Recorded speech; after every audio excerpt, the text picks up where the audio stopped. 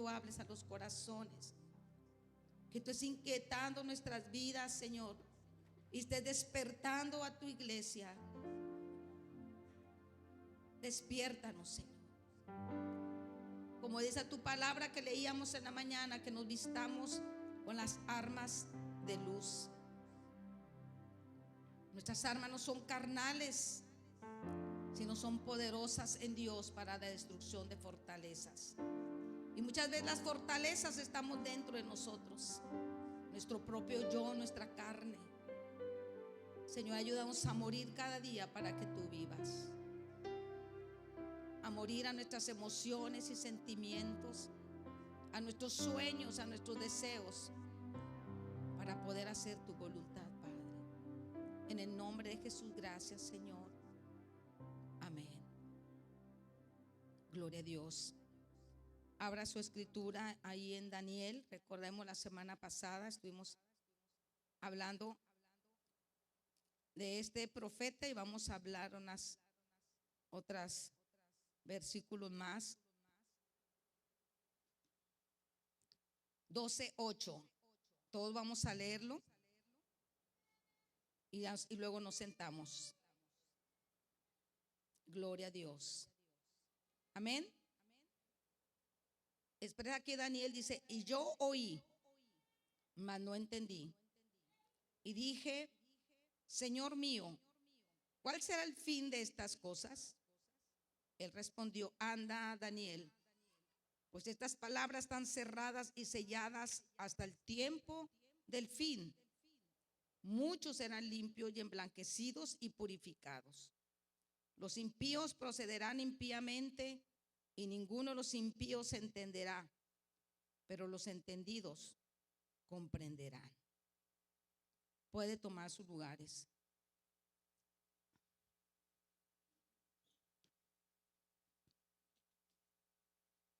Aleluya. Yo espero poder explicarme, no lo que yo quiera decirles, sino lo que dice Dios en su palabra. Porque más de lo que yo pueda decirles, vamos a leer mucho la escritura. Vamos a tener ahí abierto este libro, el profeta Daniel, porque estamos viendo las profecías que, como aquí dice, que están cerradas y selladas hasta el tiempo del fin. Pero esto lo escribió Daniel como 2600 años atrás. Por eso él dice: y yo vi, porque él lo vio. La Biblia dice que tuvo visiones, pero él dice: no entendí. Y quizás hay muchas cosas, hermano. La palabra del Señor, las profecías son un misterio. Es algo profundo que nuestra mente tan finita no lo podemos entender, no podemos comprender el proceso, las cosas que están presentándose. Hace 54 años conocí al Señor, entregué mi vida a Cristo muy pequeña. Inmediatamente desde esa edad de 8 años empecé a oír acerca de los acontecimientos del fin. Aunque yo era niña, yo siempre presté atención a la palabra de Dios, y yo espero que los niños que están aquí presten atención. Así como prestan atención a otras cosas, y a veces decimos: no, los niños no entienden, y a veces nos llevan un pie más adelante. Y quiero que estén muy atentos todos, también los niños, a lo que vamos a estar leyendo. Y si tienen su Biblia, véanlo, y si lo pueden ver aquí en los versículos de la pantalla, lo puedan ver, aunque está un poquito, es otra versión la que tenemos por ahí, pero lo pueda usted entender lo que vamos a estar leyendo en la palabra del Señor. Y yo les decía la semana pasada acerca de los acontecimientos que estamos viendo. En el tiempo que yo crecí, hace 54 años, muchas cosas no las entendí, Pero eso sí, a la edad de 12 años posiblemente o un poco menos, yo empecé a salir ahí cuando nos juntábamos como en aquellos años en el barrio, que salíamos por ahí a jugar. Desde muy temprana edad yo empecé a compartirles los acontecimientos del fin. Lo que yo escuchaba en la iglesia, en los mensajes, yo lo predicaba a mis demás compañeros y compañeras que nos reuníamos ahí para salir a jugar. En aquellos tiempos donde yo vivía, pues salíamos a jugar los juegos que ahora los niños no juegan. Ahorita solamente tienen una pantalla y tienen amigos, como decían, virtuales. En aquellos tiempos era algo personalizado y salíamos en aquellos años y jugábamos y yo les compartía. Y se quedó ahí la semilla de la palabra del Señor. Y estamos viendo sobre las profecías y las visiones que vio el profeta Daniel. La semana pasada veíamos cómo estaba la estatua de Daniel y cómo estaba la estatua, la cabeza representando el imperio. Cuando habla de imperio se está hablando del poder, del gobierno que había en ese tiempo. Y fue el tiempo de Nabucodonosor en Babilonia. Y luego pudimos ver el siguiente es el pecho, que eran los medos y los persas. Y luego vimos el siguiente imperio, el de Grecia, que fue en el tiempo de Alejandro el Grande. Y luego vimos el imperio de Roma, representado por las piernas de hierro. Y hay mucha historia sobre todo lo que aconteció en ese tiempo en el imperio romano. Muchísimos años, 400, algo así como 422 años antes de Cristo hasta muchísimos años después de Cristo. 1400 después de Cristo. Para muchísimos años en que tuvo dominio. Pero ahora vamos a ver algo acerca de este sueño que tiene ahora Daniel, porque lo tuvo primero Nabucodonosor y luego ahora vemos a Daniel en el capítulo 7, en el versículo 7. No voy a leer todos los demás anteriores que ya pasaron, sino voy a enfocarme más en los pies, el gobierno de los pies, donde se veía parte de barro y parte de hierro. Dice en el 7, en el 1, dice: en el primer año de Belsasar, rey de Babilonia. Ya no estaba Nabucodonosor, ahora estaba el sucesor de Nabucodonosor, que fue Belsasar. Dice: tuvo Daniel un sueño y visiones de su cabeza mientras estaba en su lecho. Luego escribió el sueño y el relato, y relató lo principal del asunto. Dice, vamos a ir hasta el versículo 7, donde quiero enfocarme. Después de esto miraba yo en las visiones de la noche, y aquí la cuarta bestia. Ahora no lo está representando como un hombre, como una estatua. Ahora él está viendo bestias. Los reinos, los mismos reinos que había visto Nabucodonosor en esa estatua, Daniel los está viendo en bestias. Y aquí dice: la cuarta bestia, espantosa y terrible en gran manera fuerte. No sé si está por ahí, lo puede enfocar, por ahí lo pasé para que lo puedan un poquito visualizar. Donde está, dice: la cuarta bestia, espantosa y terrible en gran manera fuerte, la cual tenía unos dientes grandes de hierro. Devoraba y desmenuzaba, y las obras hollaba en sus pies, y era muy diferente de todas las bestias que vi antes de ella, y tenía 10 cuernos. En el sueño de Nabucodonosor vio los dedos de los pies, 10, representando 10. Dijimos que eran 10 naciones que podemos pensar que son 5 naciones europeas y 5 naciones del Oriente, del Medio Oriente. Y él está viendo aquí 10 cuernos. Dice, mientras yo contemplaba los cuernos, he aquí otro cuerno pequeño salía entre ellos. Y delante de él fueron arrancados 3 cuernos de los primeros. Y he aquí que este cuerno tenía ojos como de hombre y una boca que hablaba grandes cosas. Está hablando de un gobierno. Y luego dice el 19. Entonces tuve deseo de saber la verdad acerca de la cuarta bestia, que era tan diferente de todas las otras, espantosa en gran manera, que tenía dientes de hierro, uñas de bronce, que devoraba y desmenuzaba, y las obras hollaba con sus pies.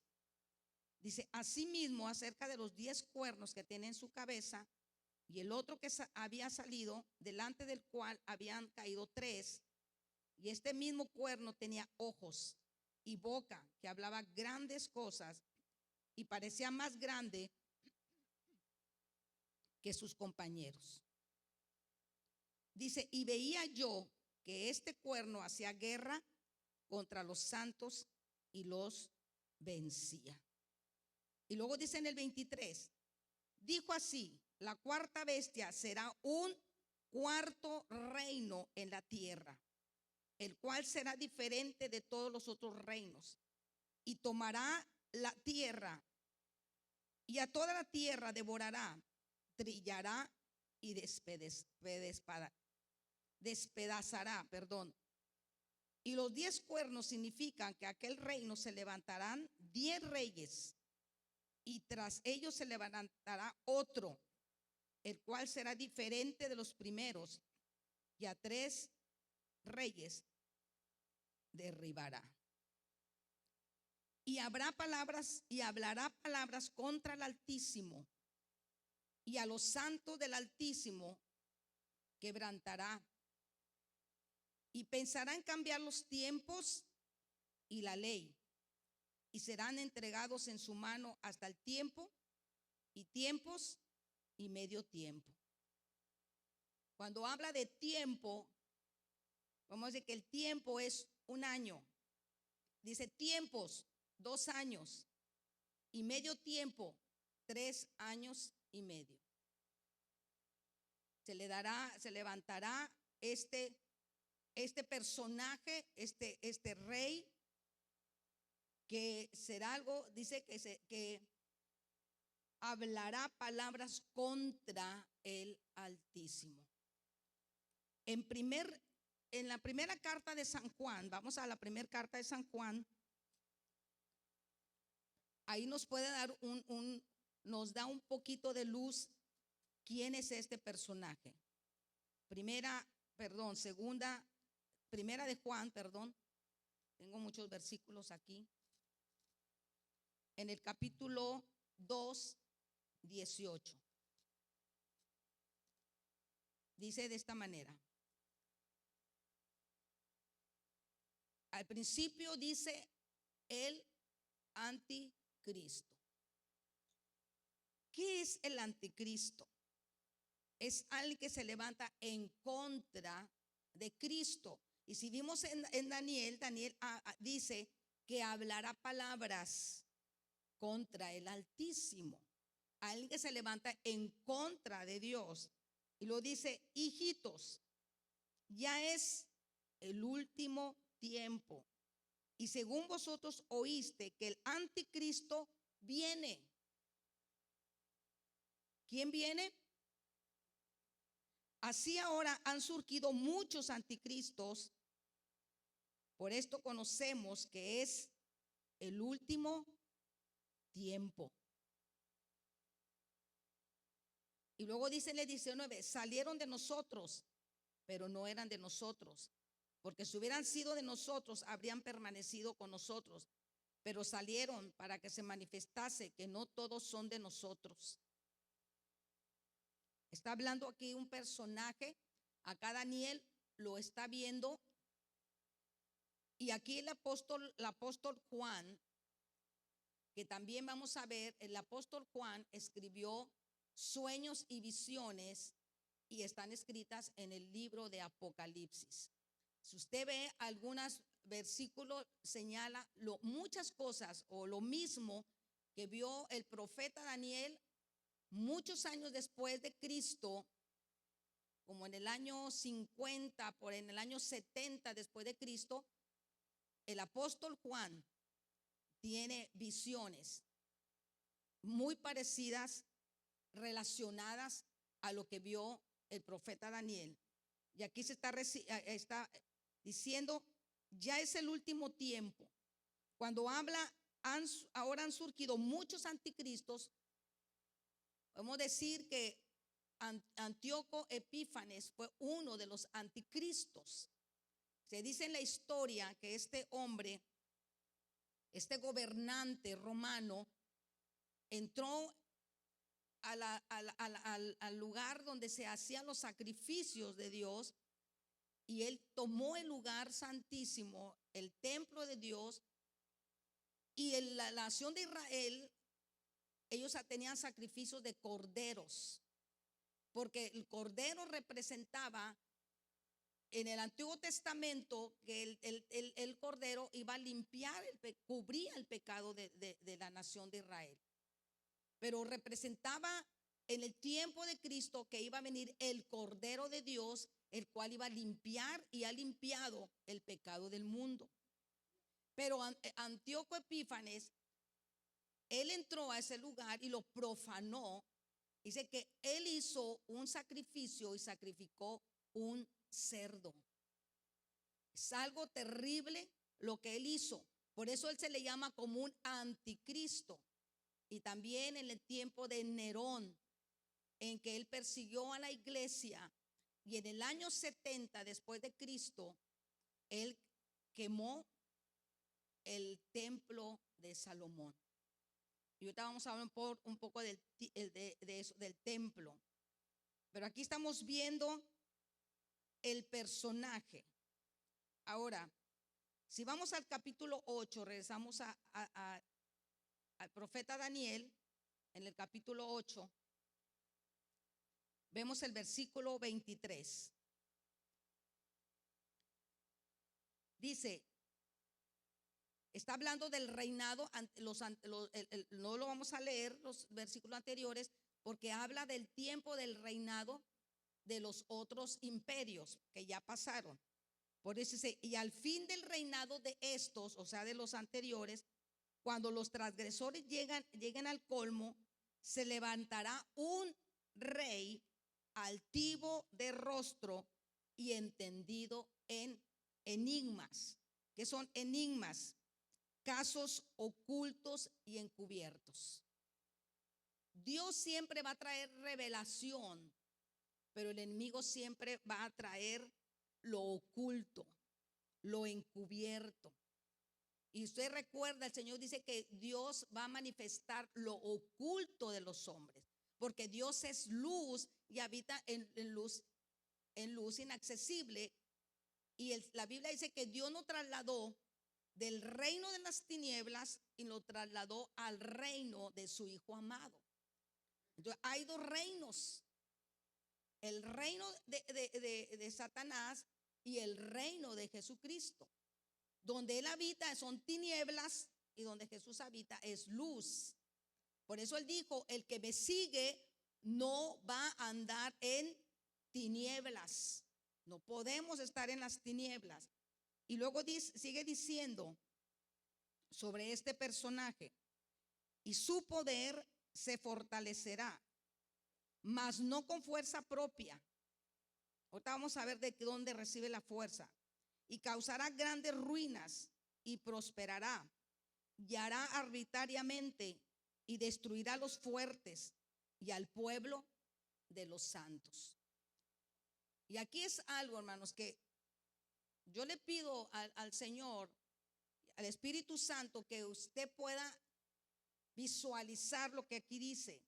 Leíamos en el versículo 8, cuando leíamos en el 7, que él se va a levantar en contra de los santos del Altísimo. ¿quiénes son? ¿A quién estaba viendo el profeta Daniel? Que eran los santos del Altísimo.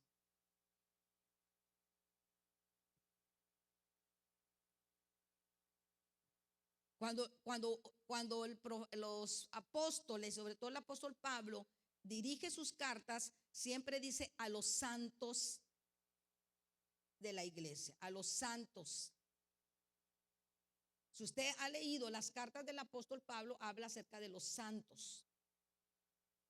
Entonces, los santos no son las fotografías o los imágenes que se tienen en algunas iglesias.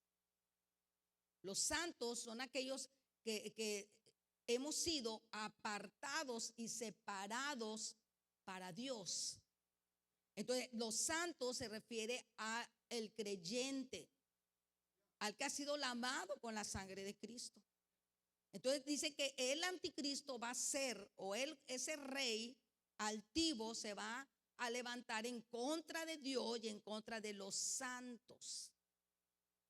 Y aquí está volviendo a recalcar en esta escritura donde dice que va a venir al pueblo de los santos. Y dice, con su sagacidad hará prosperar el engaño en su mano, y en su corazón se engrandecerá, y sin aviso destruirá a muchos, y se levantará contra el príncipe de los príncipes. ¿Quién será el príncipe de los príncipes? Se va a levantar contra Jesucristo mismo. Habla con mayúscula, príncipe de los príncipes. Se refiere a Jesucristo. Pero será quebrantado, aunque no por mano humana. Vamos a Apocalipsis 17:14.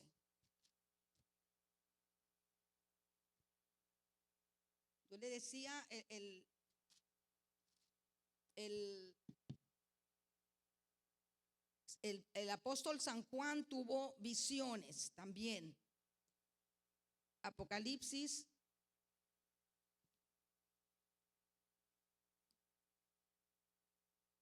17:14 dice de esta manera: pelearán contra el Cordero. Aquí cuando habla del Cordero y habla con mayúsculas, se refiere a Jesucristo, que fue el Cordero que quitó y ha quitado el pecado del mundo.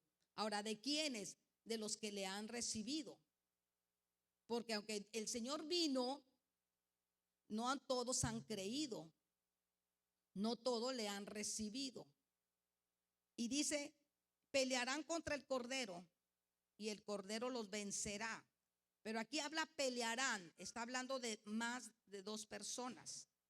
Pelearán. Ahorita vamos a ver los personajes que van a pelear contra el Cordero, y el Cordero los vencerá, porque Él es Señor de señores y Rey de reyes. Amén.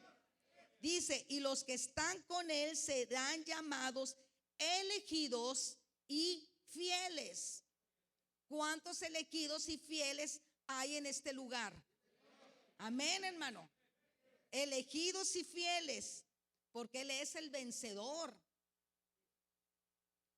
Aleluya. Vamos a regresar otra vez aquí en Daniel capítulo 8. Dice, la visión de las tardes y mañanas, en el 26, que se han referido, es verdadera. Y tú guarda la visión, porque es para muchos días. Y creo que esos muchos días ya estamos en los últimos días. Dice, y yo, Daniel, quedé quebrantado y estuve enfermo algunos días. Hermano, muchas veces queremos decir, yo quiero que Dios mismo venga, hermanos. Imagínense al ver todo eso, su carne, su alma, espantado, quebrantado, que dice que estuvo enfermo por algunos días.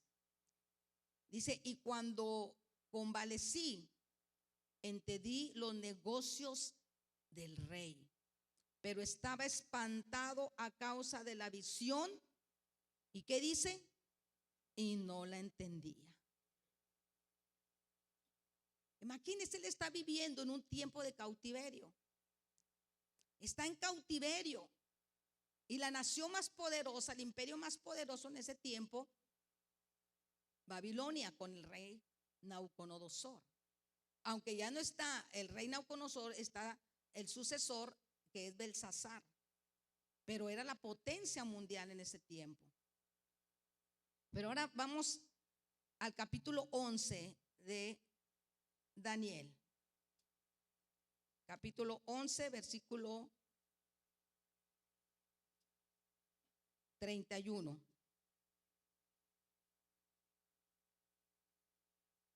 Dice: y se levantarán de su parte tropas que profanarán el santuario y la fortaleza, y quitarán el continuo sacrificio y pondrán la abominación asoladora. Así es lo que dice.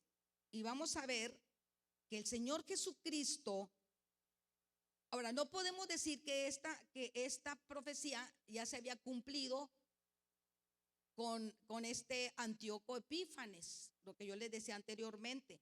No se había cumplido. Él ya se había cumplido. Está hablando a otra, en esta ocasión, de este personaje que va a hacer lo mismo y algo peor que lo que hizo este Epífanes. Porque vamos a ir ahí a la referencia, es Marcos 13:14.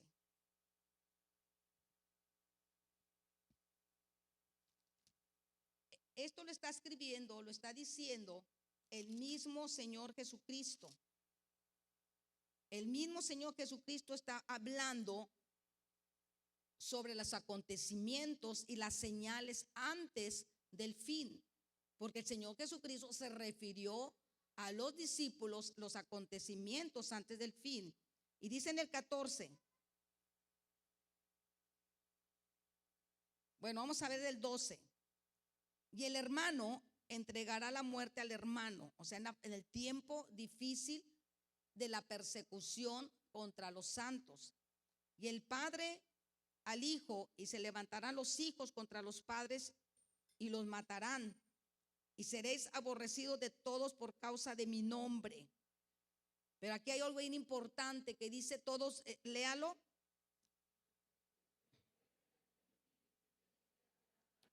El que perseverare será hasta el fin. Dice: pero cuando veáis la abominación desoladora de que habló, ¿quién lo habló? Y Jesucristo lo está hablando a los discípulos. Está refiriéndose exactamente a la visión de Daniel, del que habló el profeta Daniel, puesta donde no debe estar. El que le entienda. Y dice: entonces los que estén en Judea huyan a los montes. Aquí él está especificando a la nación de Israel, porque ahí está el santuario, ahí está el lugar que el Señor había levantado para los sacrificios. Pero ahora vamos a 2 Tesalonicenses. 2 Tesalonicenses 2, versículo 4. Dice así. En el versículo 1 vamos a empezar. Dice: la manifestación del hombre de pecado. Aquí lo menciona en Tesalonicenses Pablo como el hombre de pecado. Daniel se refiere a un rey altivo, a un gobierno. Y aquí Pablo, aquí a los tesalonicenses, lo está viendo como el hombre de pecado. Y en Juan, 1 Juan, lo llama, le da nombre, le da un nombre, que se dice el a Anticristo, pero es el mismo personaje. Dice, pero con respecto a la venida de nuestro Señor Jesucristo y nuestra reunión con Él, os rogamos, hermanos, que no os dejéis mover fácilmente de vuestro modo de pensar, ni os conturbéis, ni por espíritu, ni por palabra, ni por carta, como si fuera nuestra, en el sentido de que el día del Señor está cerca. Nadie os engañe en ninguna manera, porque no vendrán sin que antes venga la apostasía. ¿Qué es la apostasía? Es renunciar a mi fe. Me decían de una persona que renunció al cristianismo y ahorita está muy adentro del ocultismo. Él es un apóstata porque ha abandonado la fe del Señor Jesucristo y se ha ido hacia lo oscuro, hacia las tinieblas. Y eso es algo de los acontecimientos del último tiempo. Y luego dice, y se manifestará el hombre de pecado, el hijo de perdición, el cual se opone y se levanta contra todo lo que se llama Dios o es objeto de culto. Fíjese lo que va a hacer, tanto que se sienta en el templo de Dios como Dios, haciéndose pasar por Dios. Fíjese lo que va a hacer este gobierno, este gobernante. No solamente va el profeta Daniel está hablando de este personaje que él va a hacer algo desolador en el templo, pero no como Epífanes, que hizo un sacrificio de un cerdo. Este gobernante, que dice aquí lo menciona el apóstol Pablo como hijo de perdición, dice que él se sentará en el templo. Si podemos ver la imagen del templo, en el tiempo del rey David no había templo. Él hizo una tienda, claro que eran cortinas hermosas, lo armaban y lo desarmaban porque Dios le había dicho, yo quiero un lugar donde me adoren.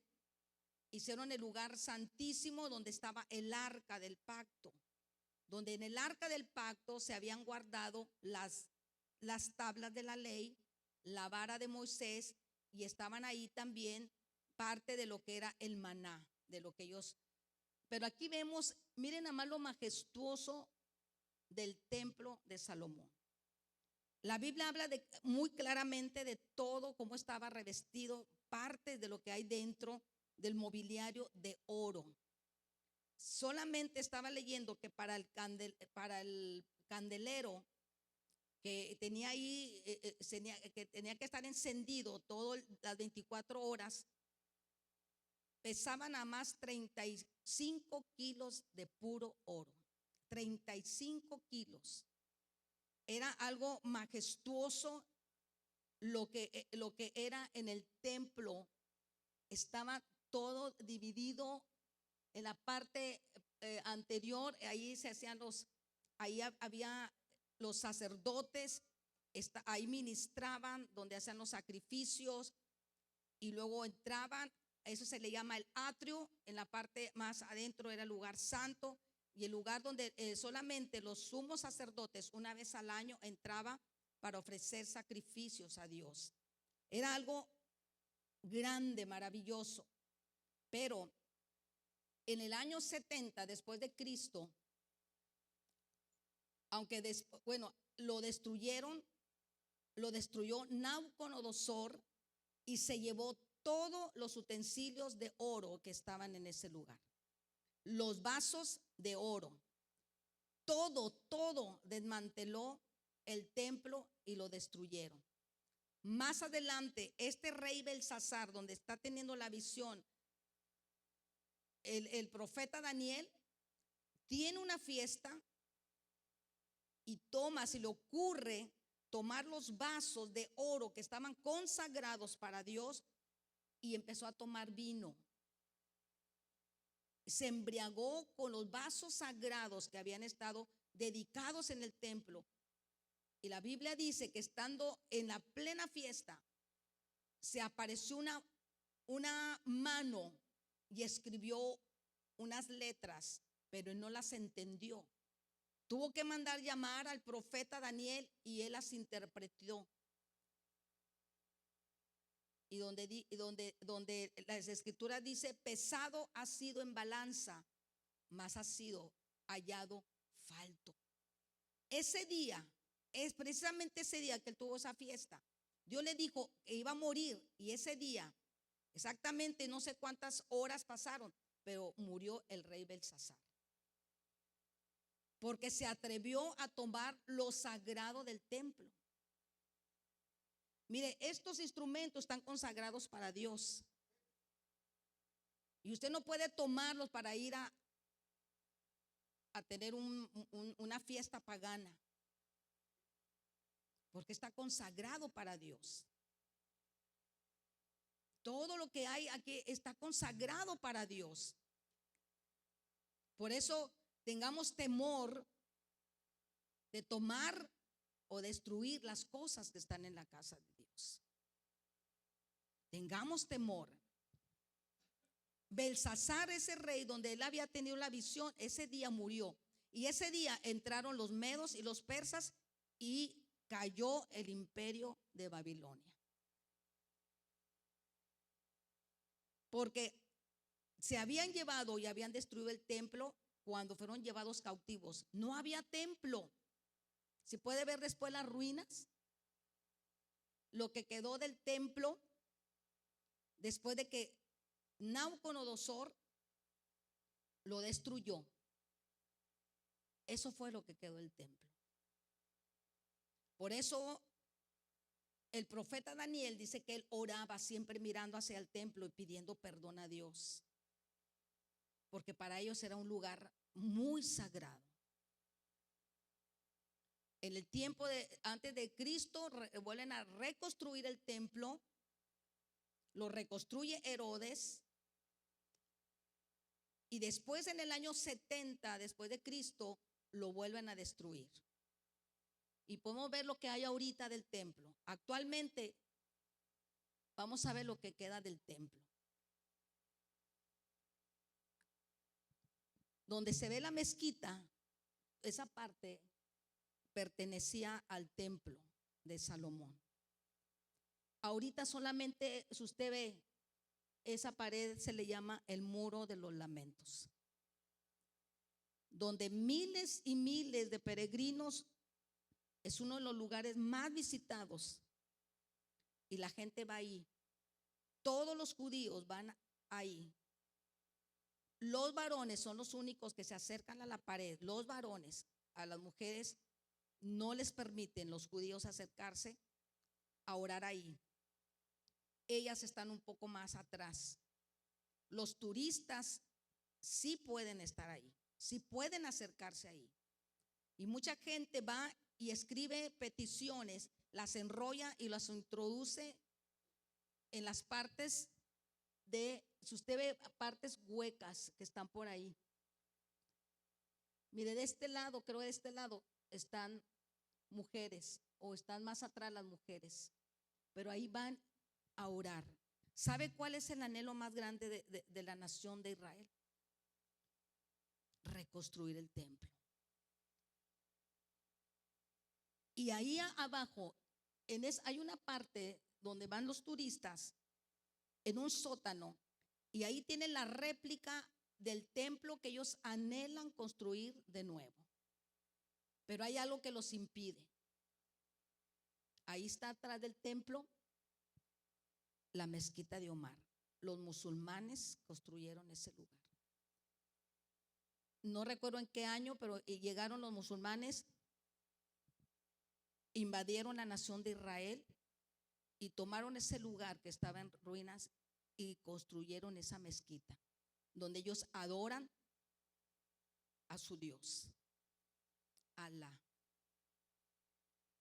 Pero los judíos, ese es el anhelo más grande. En los sótanos Ahí está la réplica del templo que quieren volver a reconstruir. Tienen las vestiduras de los sacerdotes. Tienen los utensilios que había en el tiempo del reinado de Salomón. Tienen todo, hermano, todo tienen listo.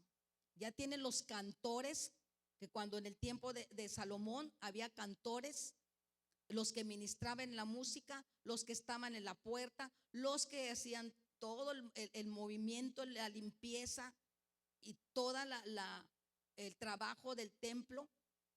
Y solamente uno de las tribus de Israel eran los que se encargaban de todo esto, los levitas.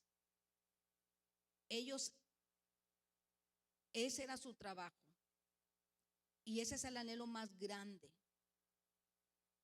Y sí lo van a lograr. Pero va a haber un pacto que se van a firmar con el anticristo, porque ellos van a creer que Él es el Cristo verdadero, porque les va a permitir reconstruir el templo. Por eso aquí la Biblia dice, más adelante, no recuerdo donde dice que Él va a romper el pacto. Y Él se va a sentar como Dios en el lugar de Dios, en ese templo que están por construir. Es una de las profecías que está por cumplirse. Por eso yo les decía la semana pasada, veamos, el reloj de Dios es Israel. Y ya está todo listo. Y ese es el anhelo más grande de ellos, volver a tener su templo para adorar a Dios. Porque no tienen templo, tienen sinagogas. Pero ahí este hombre, este gobierno, se va a sentar como Dios. Y lo más tremendo es que Él va a querer la adoración y muchos lo van a adorar. Vamos a Apocalipsis capítulo 13.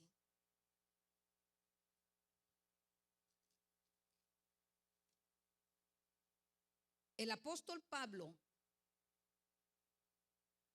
fue el único que de los apóstoles que murió ya muy anciano. La mayoría de todos los demás apóstoles murieron de una manera muy terrible, porque llegó la persecución y les dieron muerte terrible.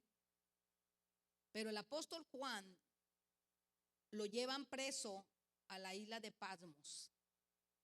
Y ahí preso en la isla de Patmos tiene visiones. Dice así: cuando el apóstol Juan dice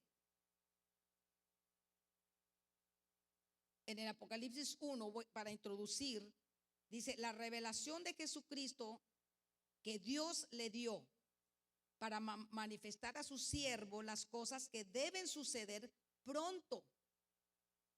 Y la declaró enviándola por medio de su ángel. ¿A quién? A su siervo Juan. A través de un ángel que ha dado testimonio de la palabra de Dios y del testimonio de Jesucristo y de todas las cosas que ha visto. Juan, el apóstol Juan, vio. ¿Qué vio? Aquí en el capítulo 13. Me paré sobre la arena del mar y vi subir del mar una bestia. ¿Cómo vio los imperios Nabucodonosor?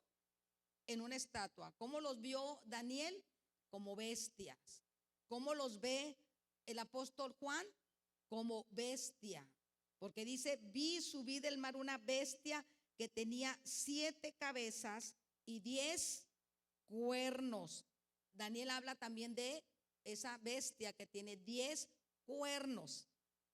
Dice: y en sus 10 cuernos 10 diademas, y sobre sus cabezas un hombre blasfemo.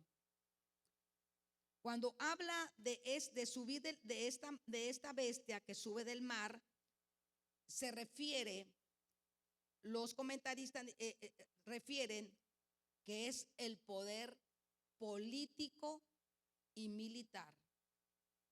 Está hablando aquí de un personaje, de un gobierno, de un reino que tiene poder político y militar. Esa bestia sube del mar. Cuando habla del mar significa muchedumbre de gente, mucha gente.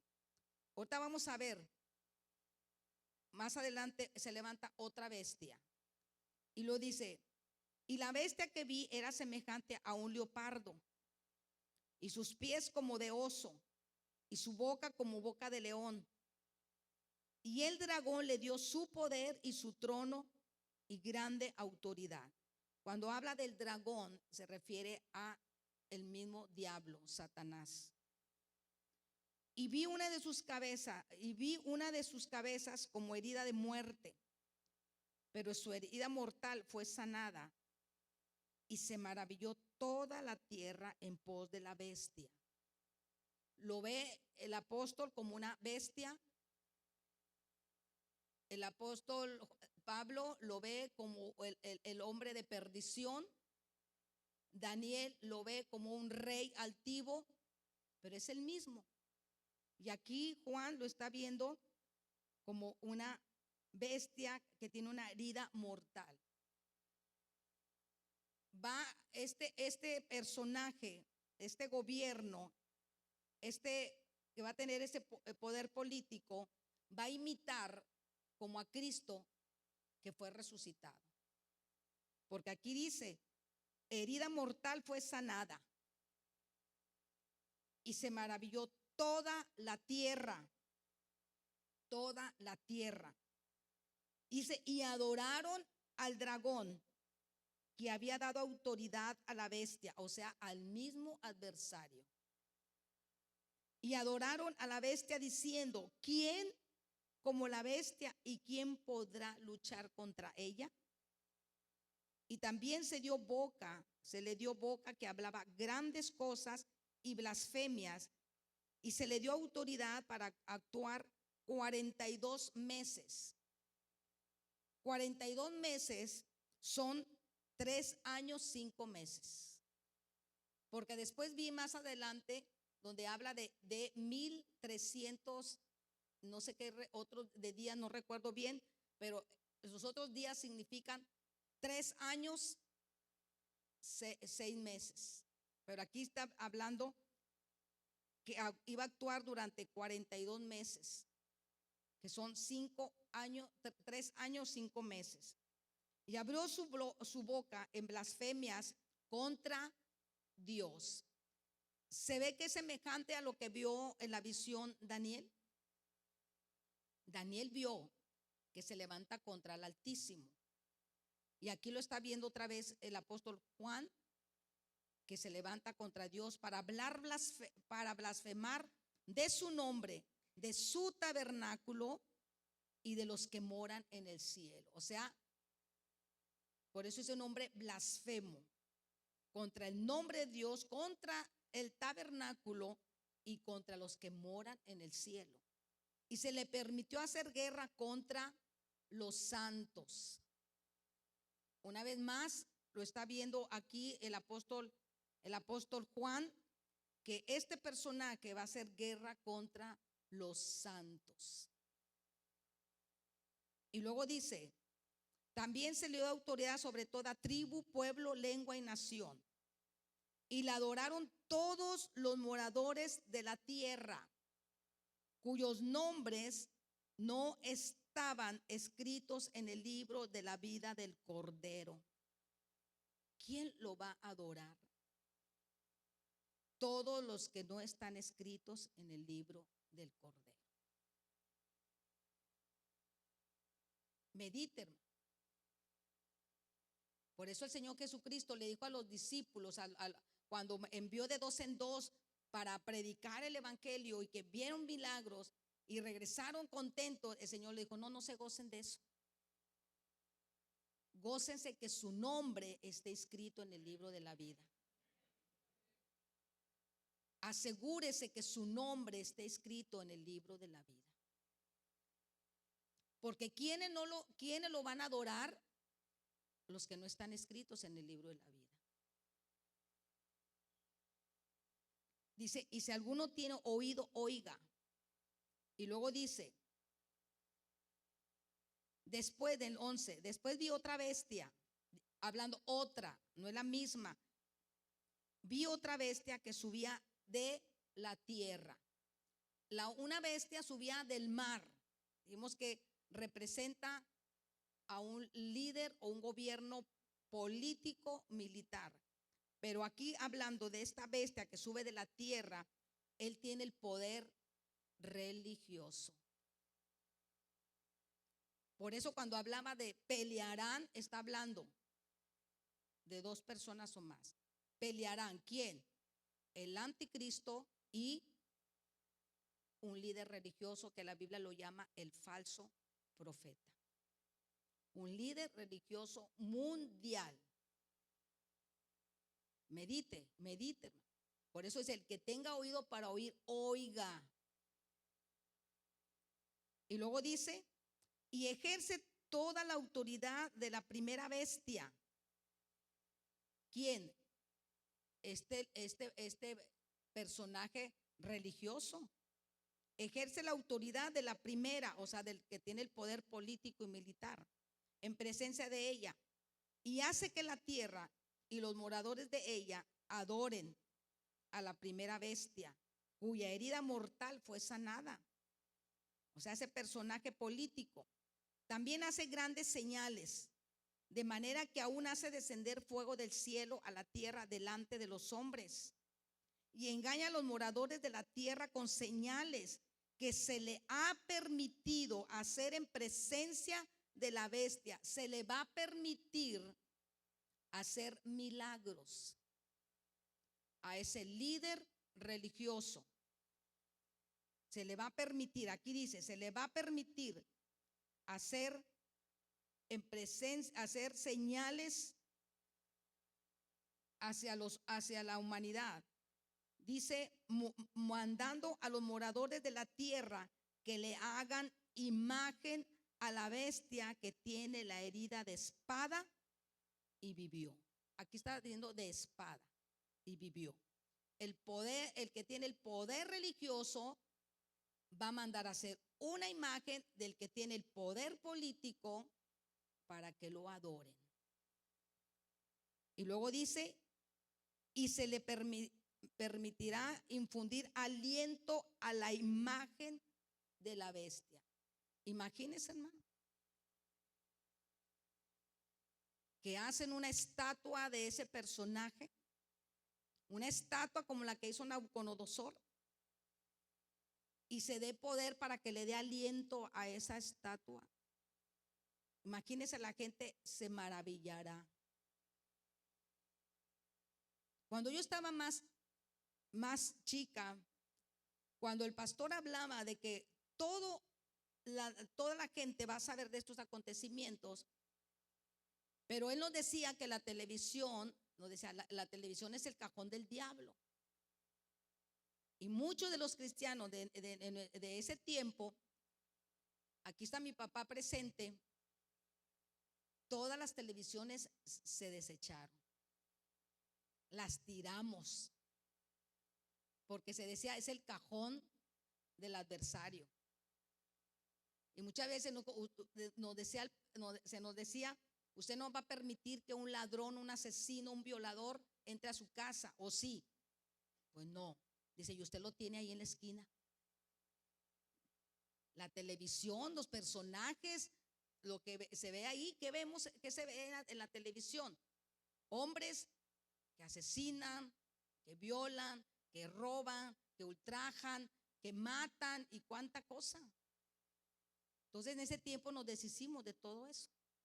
Y cuando él decía todo lo va a ver, decíamos, pues ya no tenemos tele, ya no vamos a poder ver nada.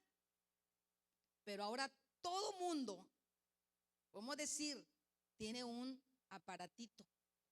Y usted puede ver lo que está sucediendo hoy, lo que está sucediendo en Israel, lo que está sucediendo en el Medio Oriente, en España. en la India, en China, en Israel. Imagínense cuando están dando una noticia y de repente hay una notificación y como que préndale porque está sucediendo esto en el mundo. Así va a suceder. Toda la gente lo va a saber. Imagínense viendo esa imagen. Ahora tiene vida la imagen. Y luego dice, se le permitió infundir aliento a la imagen de la bestia para que la imagen hablase e hiciese matar a todo el que no la adore.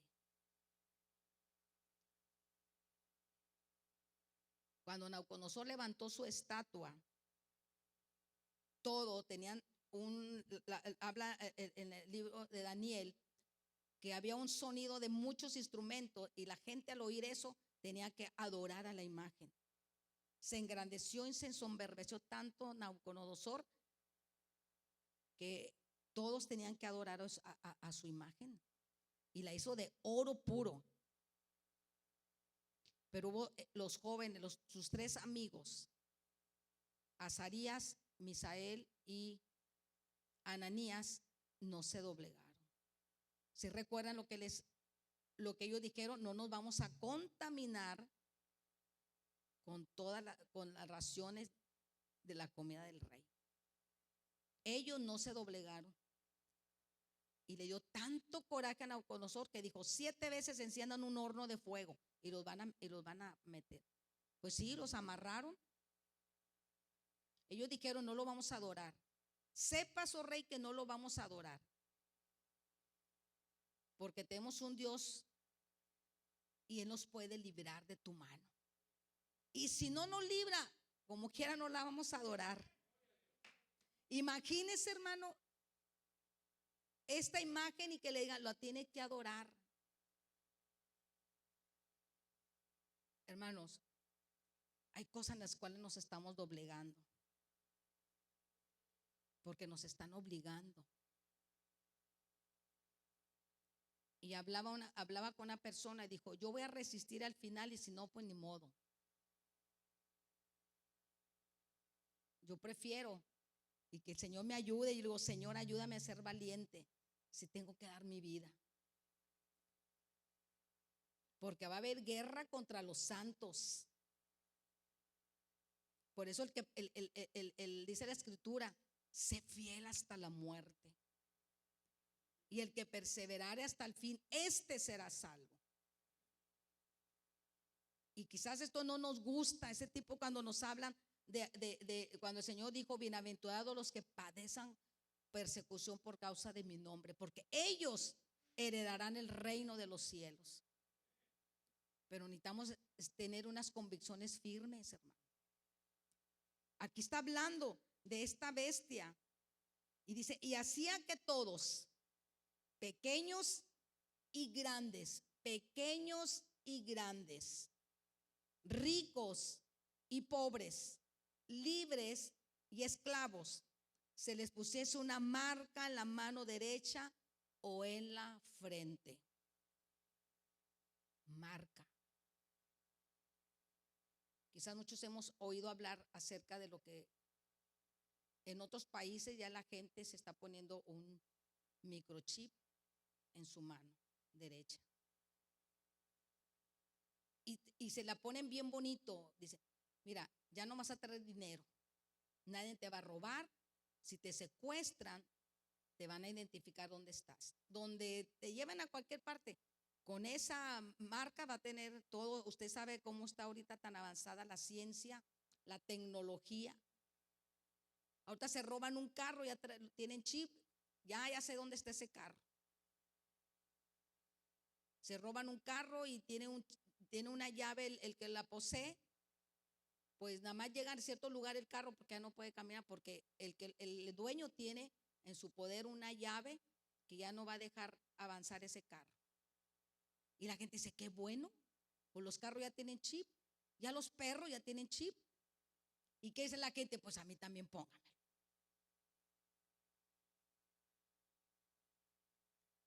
La gente, hermanos, pero el enemigo trabaja muy sutil.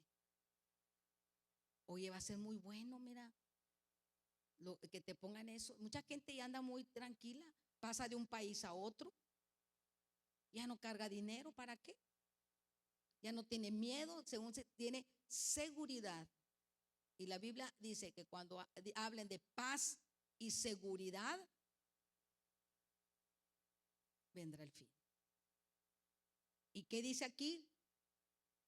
Y que ninguno pudiese comprar ni vender, sino que tuviese la marca o el nombre de la bestia, o sea, el nombre del gobernante, del líder o el número de su nombre. Nadie va a poder comprar o vender.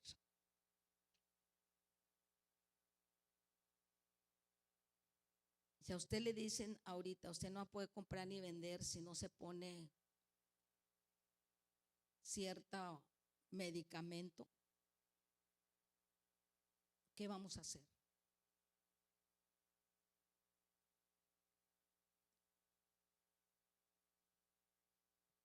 En otros países está habiendo muchas restricciones. Eso es lo que estamos viendo, muchas restricciones. Quizás usted no lo, hay noticias que no se publican. Pero en otros países, a ciertas personas que no se han puesto un medicamento, supuestamente, ya no los están dejando salir. ¿Qué será esto, hermano? Ya cuando quieran obligar a algo, cuidado, porque están quitando los derechos a la humanidad. Y hay una agenda, quizá usted investiguelo y entre lo que es la Agenda 2030. Y esta Agenda 2030 es universal y luego dice y transformadora, que se fundamenta en los derechos y se trata de un ambicioso plan de acción dirigido a los países, el sistema de las Naciones Unidas y todas las demás partes intervinientes. La agenda es el plan de acción más amplio, dice, acordado hasta la fecha. Y según ellos dicen, queremos eliminar la pobreza. Número 2, reducir la desigualdad. Y número 3, supuestamente proteger al planeta. Esta agenda es un llamamiento concreto a la acción en favor supuestamente de la humanidad, el planeta y la propiedad. Pero nos insta a adoptar medidas enérgicas, dice alguien, y transformadoras que se requieren con urgencia. Que el mundo tome nuevo rumbo hasta la sostenibilidad, dice, y resiliencia. Y alguien anotó, no me gusta decir el nombre, pero dice y luego no menciona el nombre de lo que estamos viendo en este tiempo. Dice apuntes, estos son apuntes para reseñar el orden global que es la Agenda 2030. Dice, tras abordar la incertidumbre respecto del orden mundial post pandemia, dice aquí, a la necesidad, fíjese, a la necesidad de rediseñar antes que reconstruir el sistema mundo actual.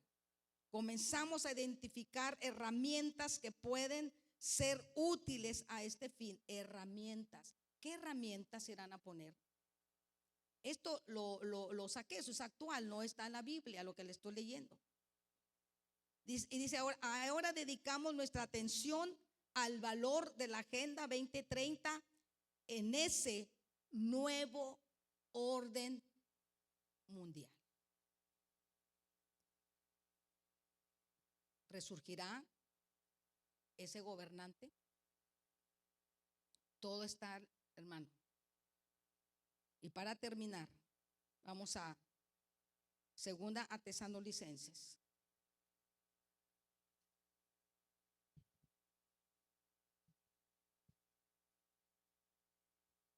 Versículo 7 dice: porque ya está en acción el misterio de la iniquidad. Solo hay quien al presente lo detiene hasta que él a su vez sea quitado de en medio. Yo estuve viendo quién es el que detiene para que no se presente este hombre de perdición. ¿Quién es lo que lo detiene? No dice aquí la Biblia quién lo detiene, pero hay varias especulaciones que puede ser. En aquel tiempo ellos pensaban que podía ser el gobierno de Roma o la predicación del evangelio o el mismo adversario o el Estado judío o el Espíritu Santo o la iglesia o el arcángel Miguel, que es el que pelea las huestes celestiales. ¿Qué es lo que detiene? No lo sabemos. No dice aquí la iglesia, no dice aquí el Espíritu Santo, no dice aquí el gobierno que estaba en este tiempo de Roma, no dice los mismos judíos, no dice. Pero dice, está en acción el misterio de la iniquidad. Dice, y entonces se manifestará aquel inicuo a quien el Señor matará con el espíritu de su boca y destruirá y lo destruirá con el resplandor de su venida. ¿Cuándo va a ser destruido ese gobierno? Cuando el Señor venga. Cuando el Señor venga. Pero el día de su venida no sabemos cuándo va a ser. Sabemos que Él vendrá, pero no lo sabemos cuándo. Pero lo que hemos leído aquí en la Escritura, fíjese, lo que hemos leído aquí en la Escritura todavía no habla que el Señor viene. Y todo esto está por acontecer y está sucediendo. Dice,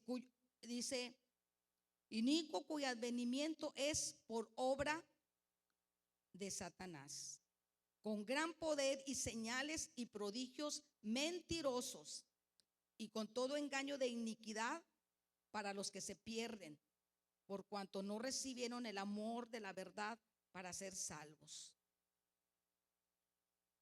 Creamos a la verdad del evangelio, hermano. Creamos a lo que está escrito en la palabra. El pueblo de Israel, escuchamos en la clase, no entró a la tierra prometida por su incredulidad. Y tenemos que creer a lo que dice su palabra. Dice, por esto Dios les envía un poder engañoso para que no crean, para que crean la mentira.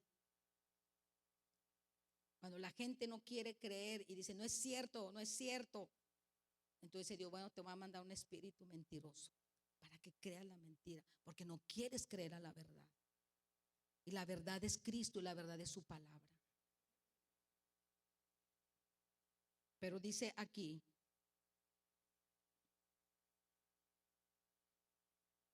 pero dice el último, dice, escogidos para salvación. ¿Cuántos tú y yo decimos somos escogidos para salvación?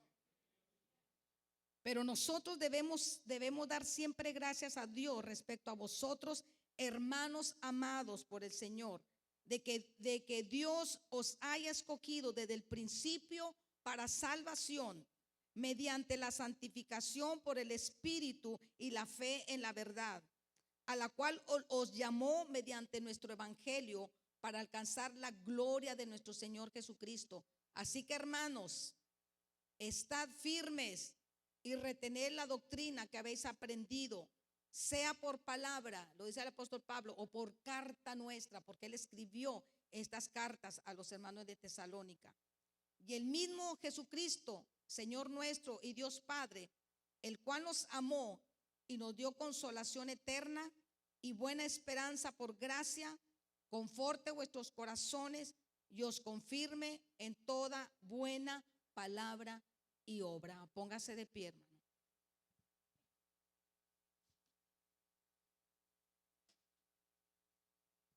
Necesitamos el Espíritu Santo nos revele su palabra.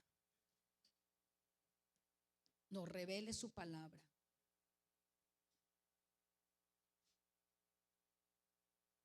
Cierre sus ojos.